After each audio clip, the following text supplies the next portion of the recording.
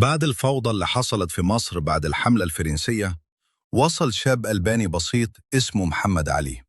كان جندي عادي، لكن كان عنده طموح أكبر بكتير من إنه يكون مجرد جندي. محمد علي قدر يكسب قلوب المصريين، وقف مع الفلاحين ووقف ضد ظلم المماليك، لدرجة إن الشعب نفسه طالب إنه يكون والي مصر. ودي كانت لأول مرة الشعب المصري يختار الوالي. أول ما مسك الحكم بدأ يحول مصر لدولة قوية، أنشأ مدارس وبنى مصانع وطور الزراعة وجاب خبراء من أوروبا. أهم خطوة كانت تكوين جيش مصري حقيقي، منظم، مدرب وقوي.